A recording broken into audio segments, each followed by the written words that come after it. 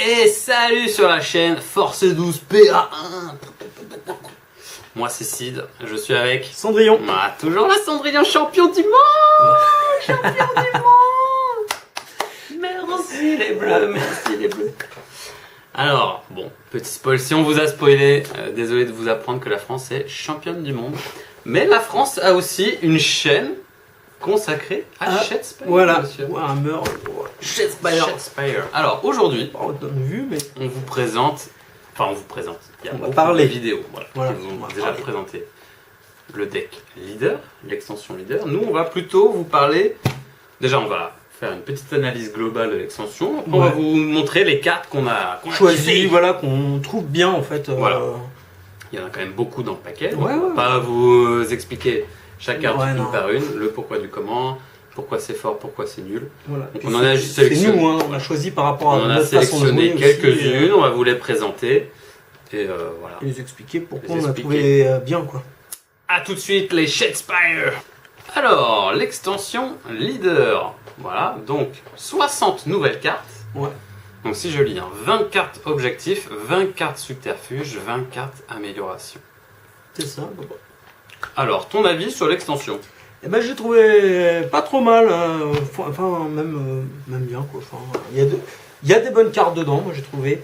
Là où je suis content parce que j'avais un peu peur de ça, c'est qu'il y a des cartes complètement game breaker quoi, auto include en fait, comme à peu près Dans tous dans les tout- LCG. Ouais voilà c'est ça. Quand t'as des cartes, quand il y a des cartes qui sortent, on est un peu obligé de les mettre parce que sinon Souvent, c'est ça. voilà, on a. Mais là, non, je trouvais que ça donne des belles perspectives au jeu.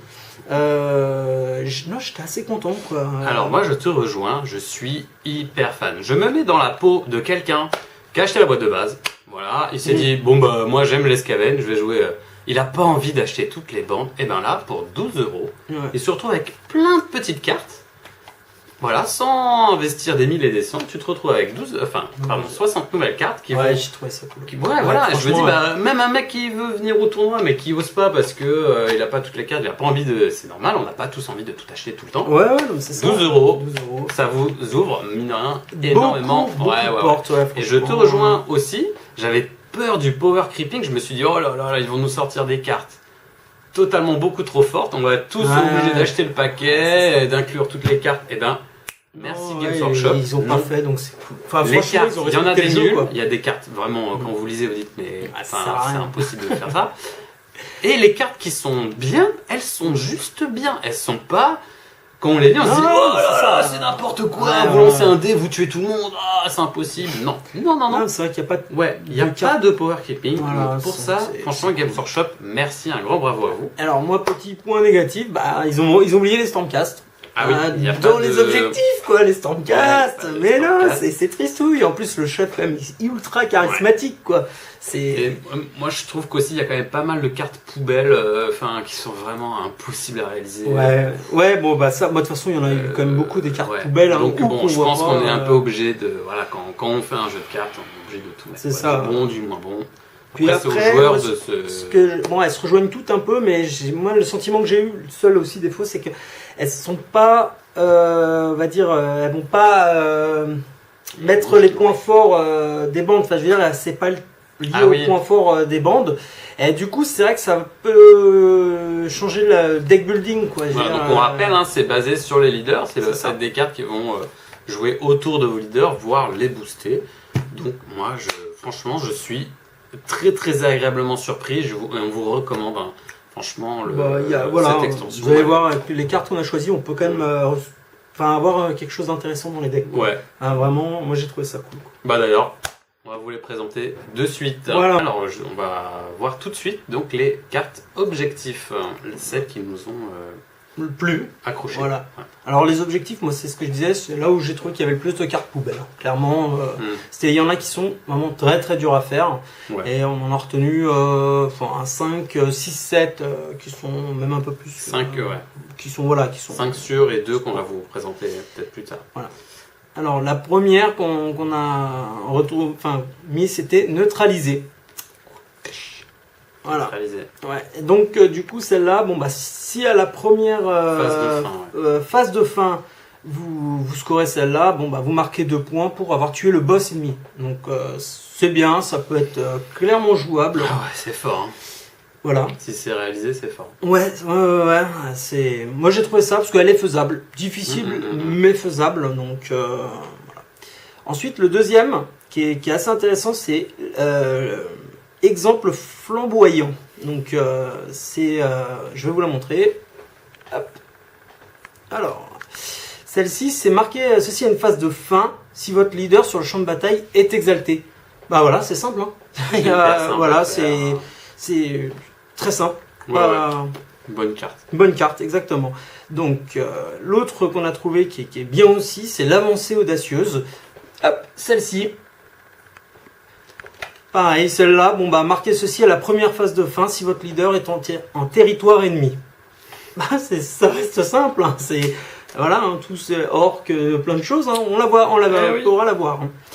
Et donc là, on va rentrer dans les spéciaux factions, quoi. Donc moi, on avait retenu celui des Fast Riders, qui est intervention. Intervention. Voilà, celle-ci. Et alors, celle-ci, donc marquez ceci immédiatement si votre leader met hors de combat un ennemi tenant un objectif.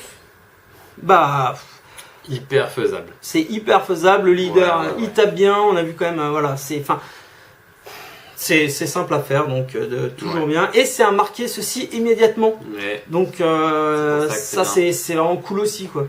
Et la dernière, donc c'est pour la bande de Garek, quoi. Donc c'est le décor est planté. Les pillards de Garek, le ça. décor est planté. Donc, marquez ceci à une phase de fin. Donc ça c'est bien parce que c'est une phase de fin. Si les seuls combattants survivants, au moins 2, sont des leaders. Donc, sur ça, va falloir jouer un peu autour de ça, mais pour Garek, pour sa bande de Garek, c'est faisable et voilà. C'est 3 points. Hein. Et c'est 3 points surtout, donc c'est faisable et c'est bien, quoi. Parce qu'ils meurent vite les Garek, mais ils tuent bien aussi. Donc, ils tuent bien. Voilà. Alors on va voir tout de suite. Ça c'est nous vraiment ce qu'on a trouvé les. Il y a une mouche qui m'embête. Ah, c'est ça, t'as une pièce. C'est Nurgle qui. Nurgle est parmi nous peut-être. Alors on va voir tout de suite les améliorations. Alors tout de suite on va voir les améliorations. Là j'ai trouvé qu'il y en avait plus, quoi. Il y en avait bons. Alors les 3 qui nous paraissaient les plus évidents, donc c'était maître tacticien. Bon, celui-là. Oh my god, quand j'ai lu cette carte, je me suis dit, c'est hyper bien. Hyper fort. Donc on va vous lire rapidement le texte. Si ce combattant est sur le champ de bataille, vous pouvez tirer une carte d'objectif en début de round. Si vous le faites, défausser une carte objectif. Donc c'est combien de fois ça nous arrive en partie, on défausse des objectifs en espérant trouver, et là on pioche vraiment celui qu'on voulait pas, bah s'il y a ça sur... Top. C'est topissime, quoi. Enfin, dès le tour 2-3 là, c'est top. Moi j'adore. Super bien. Ouais, j'adore. Alors, manteau du héros, hein, pas manteau de héros, manteau du héros, avec toujours instant cast en dessin. Ouais. On va pas parler d'ailleurs des petits dessins. C'est un Force Rider. Ouais, les petits dessins, bon, cool. C'est pas ce qu'on retient le plus de les illustrations. Ouais, les illustrations, mais ça reste bien. Ça reste dans le thème des plateaux du jeu, quoi. Moi, il n'y a pas de truc qui m'a vraiment choqué. Non, ça reste des illustrations dans l'ensemble super sympa de Warhammer. Ouais, c'est ça. En plus, moi, j'avais peur qu'ils nous recyclent, tu sais. Il y a beaucoup de fabricants qui font ça. Notamment un Big American qui a acheté une licence avec des Jedi, hein, et les gars, ils ont 2 illustrations dans tout leur jeu. Non, ça c'est vrai. Là, j'étais surpris, Game Workshop, au moins, ils ont fait l'effort avec des nouvelles illus. Ils ont des... C'était notre aparté sur les élus. Alors, manteau du héros, revenons à nos moutons. Ouais, celui-là est cool, franchement. Celui-là est cool. Si ce combattant est sur le champ de bataille à la 3e phase de fin, gagnez un point de gloire. Bon, c'est réservé au chef, hein. Là, celle qu'on présente, c'est toute réservé au chef, donc on n'a pas précisé exactement. Il y a le petit symbole de la couronne. Ouais, c'est ça. Vous pouvez le mettre que sur votre chef. Hop là. La 3e qu'on a bien aimé, c'était Prédateur Alpha. Alors bon, le nom est un petit peu ridicule, hein, on est d'accord. Ouais. Lorsque ce combattant met un combattant ennemi hors de combat, gagnez un point de gloire supplémentaire. Ça, c'est bien. Oui, celui-là, voilà, c'est Garek qui l'avait, Magor l'avait. Bon, bah en plus, si on le double. Si vous le combinez avec l'autre. Ça devient fort, quoi, parce que 3 points de gloire pour un. Vas-y, Fais-les revenir tes requérants, vas-y. Alors la dernière là. La dernière, c'était saisir sa chance. Moi je trouve ça hyper fort. Elle est tellement bien. Ouais. Encore un Stormcast, enfin, lui c'est un Fast Rider. Un Fast Rider comme le manteau. Après que ce combattant a effectué une action de mouvement hors action de charge, défausser cette carte, il ne gagne pas le pion de mouvement. Et il n'est pas considéré comme ayant fait un mouvement au regard de ses actions subséquentes. Bah voilà. Alors, my god, une nouvelle fois, fort. très très fort. Ouais, ça rentre dans les. C'est hyper fort. C'est hyper fort. Ah si, c'est hyper fort. Oh, action de charge, sinon ça va mais bien sûr, mais ce que je veux dire, c'est que les bandes où il te reste 3 dans ton chef, même un orc, tu déplaces le chef, il peut encaisser, donc il peut se déplacer. Ouais, faire chier, et ensuite, exactement, et je me rebats, enfin, il y a plein de possibilités, j'ai trouvé ça vraiment cool. Et donc, les subterfuges. Alors, on va commencer donc par l'avance rapide, donc celle-ci, voilà. Carte vraiment très forte. Choisissez jusqu'à 2 combattants amis, autres que votre leader, et poussez-les chacun d'une case. Vous ne jouez ceci que si votre leader est sur le champ de bataille. Donc la restriction est pas folle et ça fait 2 pouces. Donc, ouais, top. Hein. Ah ouais, ça c'est. Moi j'ai trouvé ça vraiment bien. Alors, ensuite, on va mettre celle-là, l'ordre tyrannique.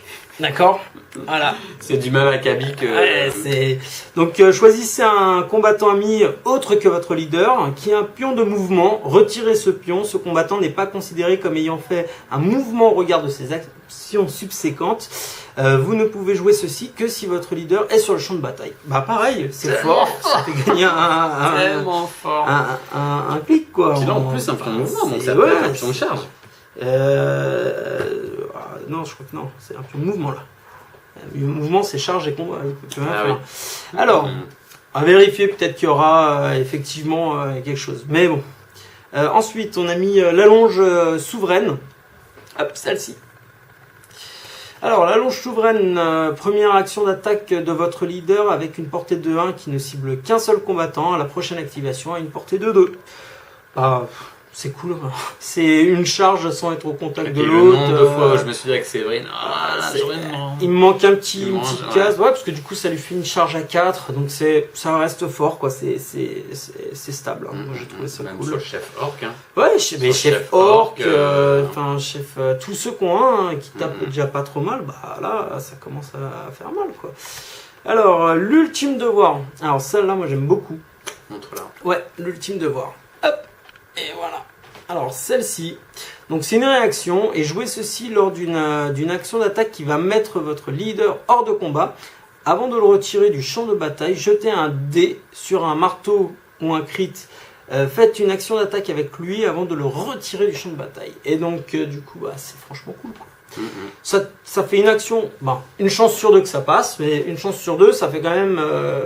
Les patrons, souvent, ils tapent bien, donc plutôt que se faire bêtement tuer, il embarque quelqu'un avec lui dans la mort. Donc j'ai trouvé ça cool.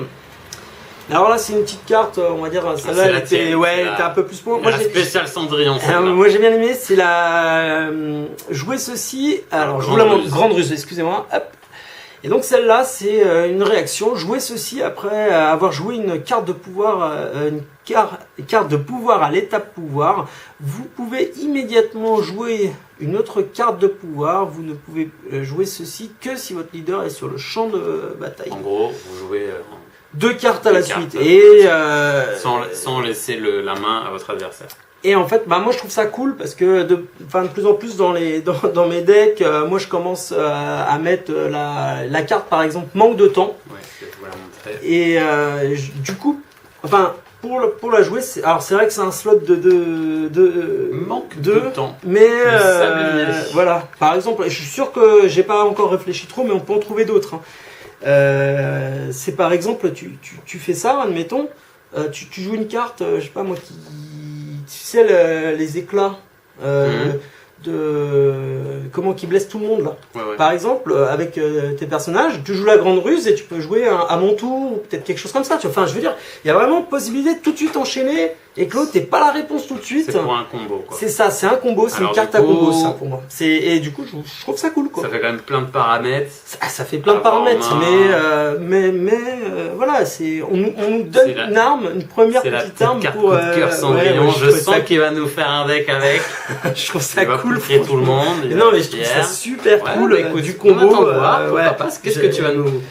Écoute, ça pourrait faire l'objet d'une future vidéo. Si on arrive à monter, ouais, clairement. Moi, je suis chaud. On va faire ça avec nos abonnés. On va se faire un deck grande ruse. Voilà. Okay, voilà. Et on va ensuite, dans une autre partie, on va vous présenter les cartes qui n'ont pas été présentées. Qu'on aime bien quand même, qui peuvent entrer dans des decks comme il faut. Alors, avant de voir donc nos dernières cartes coup de cœur, il y en a beaucoup, donc on va juste peut-être vous les montrer rapidos. Je vais revenir sur Horde Tyrannique, donc je viens de vérifier les règles. Les pions-charges sont des pions-charges et ne sont pas des pions de mouvement. Donc ça ne marche pas sur les pions-charges, ce serait vraiment trop fort. Ah bah bien sûr, ça... Alors, nos cartes coup de cœur... qu'on a un peu moins fortes, on va dire. Un peu moins fortes, mais qu'on veut quand même vous présenter. Moi, c'est moi qui vais commencer. Moi, je vais commencer avec le Fléau des Rois. C'est une petite épée qui touche sur deux swords. Ouais, 2 épées et 3 si c'est un chef. 55% de chance que ça passe. Voilà, et vous relancez un dé d'attaque lorsque. Ah non, tu relances. Quand tu cibles un leader. Moi, j'aime bien. Moi, moi, je suis fan parce que vous l'équipez sur un récurrent ou un Skaven, tant pis s'il crève et vous allez, je sais pas. Oui, non, mais bien sûr, mais voilà, je préfère rentrer un truc d'ombre verte que je trouve un peu plus fort. Voilà, ce qui me plaît, c'est que au moins l'arme reste équipée. Tu vois. Ça sur la garde, oui, c'est se montrer à la hauteur, carte qui est bien, franchement qui est bien. Ouais, celle-là j'ai bien aimé. Si vous perdez votre leader, ça va arriver. Il y a un combattant, il a plus en blessure. Et plus un dé. Ouais, non mais je l'ai trouvé très bien, celle-là, j'ai convaincu de celle-là aussi. Un sort sur un Bonkuta ou un truc comme ça, ou sur un Magor là. Ah ouais, non mais sur le chien ou quoi, c'est dégénéré le truc. Ouais, bon même un Stormcast, non. Ouais, non mais enfin surtout, c'est fort surtout. Trophée convoité. Ouais. Déjà l'illustration est tellement bellissime. Jouez ceci lorsque votre leader met un leader ennemi hors de combat, vous gagnez un point de gloire. Il y a énormément de decks assassins. Ouais, mais alors voilà, c'est leader contre leader et je fais rentrer ça vous fait un point. Moi j'avais un petit peu de mal, je l'ai trouvé dur à rentrer celle-là. Ouais. Et enfin, c'est qui commande. Voilà, toujours dans l'objet poutre, dans Skaven. Vous équipez ça. Marquez ceci à une phase de fin si votre leader est hors de combat et que il est encore en vie. Un petit point. Non, voilà, c'est ça. Sachant que le chef Skaven, quand même, il tape. Donc, il tape pas mal, donc c'est vrai que c'est. Voilà. C'était mes cartes de Sid. Alors, moi, il y avait. Il a tout sélectionné. Mais en tout, je crois que dans la boîte, j'en ai retenu 19 qui me plaisaient. 19 jouables. Donc, moi, je crois 15, je crois. Ouais, forcément. Donc, quand même, c'est pour ça que je dis qu'elle est pas si mal. Non. En première lecture, on se dit, c'est pas terrible. Puis après, on relit, on fait, mais si, on peut le rentrer et tout. C'est pour ça. Donc, le chef sans peur, moi, j'ai en objectif, donc celui-là. Je l'ai trouvé bien parce qu'il est facile à faire. Marquez ceci à une phase de fin. Si votre leader est le seul combattant ami adjacent, au moins un combattant ennemi. Bon, ça c'est simple à faire, ça peut être jouable, voilà. Surtout avec les autres cartes qu'on a vues avant. Ouais. Ensuite, donc dans les améliorations, défi irrésistible. Hop, celle-là que j'aime bien, c'est facile. Réaction, lors de l'action d'attaque d'un combattant ennemi adjacent, avant de jeter les dés, changez la cible de cette action d'attaque par ce combattant et défaussez cette carte. Bah c'est cool, ça peut protéger un petit gars à qui on a mis un gros équipement, qu'on veut pas qu'il crève tout de suite. Le chef il peut encaisser, bah voilà, on met ça, c'est cool. J'ai trouvé ça. Le fourbe second, voilà. Donc ça si on se débrouille bien, ça nous permet de rapporter un point de gloire. Petit point de gloire. Donc ça peut être cool. Des fois on a un peu de mal à compléter avec les améliorations. Là on en aura moins maintenant. Je trouve qu'il y a vraiment des choses sympas à faire. Alors la manœuvre rapide. Donc bien sûr. Hop. Alors celle-là, je trouve qu'elle est pas mal. C'est ça, c'est une petite confusion en plus. Donc avec le leader avec un pote. Donc Pourquoi pas. c'est cool, hein, C'est ça du se rentre. pourquoi pas. C'est pour ça, moi je les ai mis ouais. parce qu'elles peuvent vraiment se rentrer et apporter quelque chose à votre jeu. Donc bon, alors invulnérable.